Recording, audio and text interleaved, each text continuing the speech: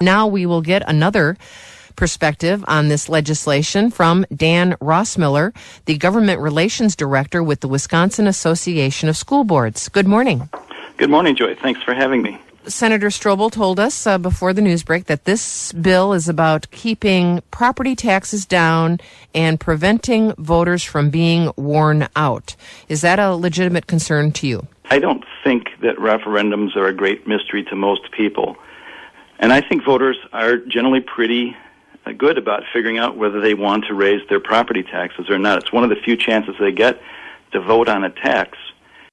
Studies show that in small turnout elections, the voters who turn out are those who turn out most regularly. And those are older voters. Those are voters that tend more often to be on fixed incomes and would have the greatest concerns about property tax.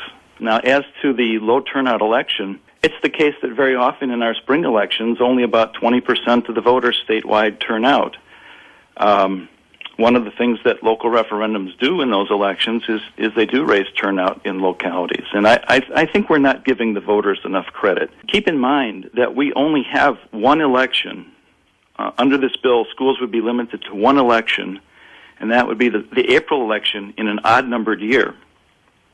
In an even-numbered year, we have, of course, the April election and the November election.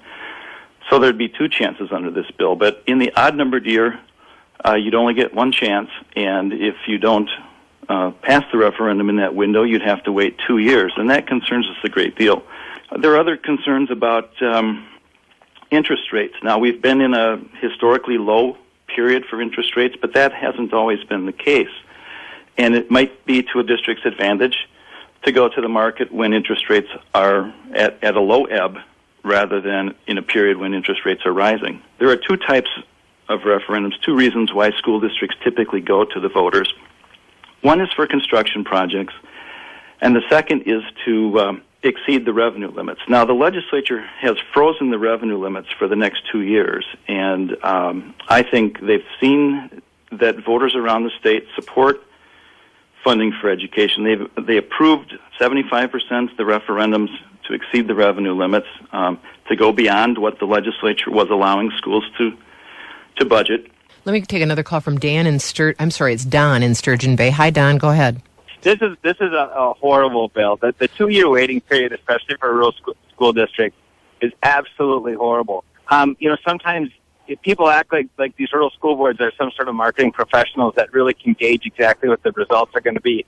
One item on a referendum, let's say some sort of a gym remodel or something like that voters might not like. If you remove that, it passes with flying colors.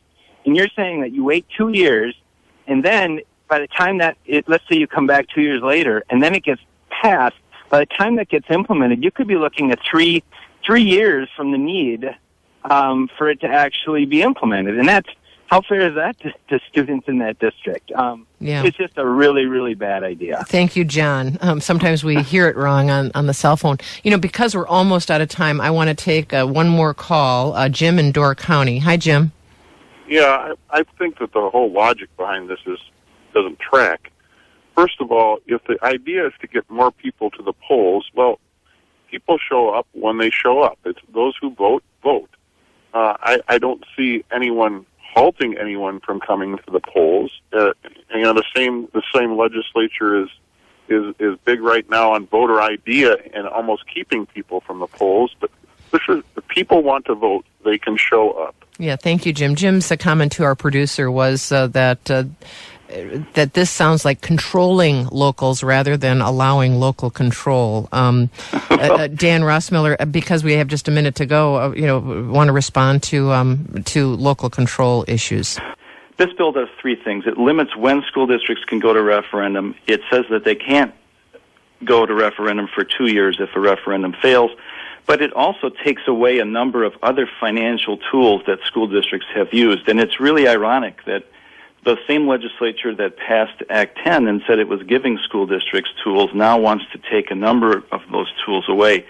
And if any of those tools are blocked or if a referendum fails, all of those tools become unavailable to schools. So this is a more complicated bill than it's being advertised, and it would really handcuff many districts in terms of their finances. I just think it's not well thought out. It's overly expansive, and we're going to oppose it. Thank you so much for being with us. Dan Rossmiller, Government Relations Director with the Wisconsin Association of School Boards.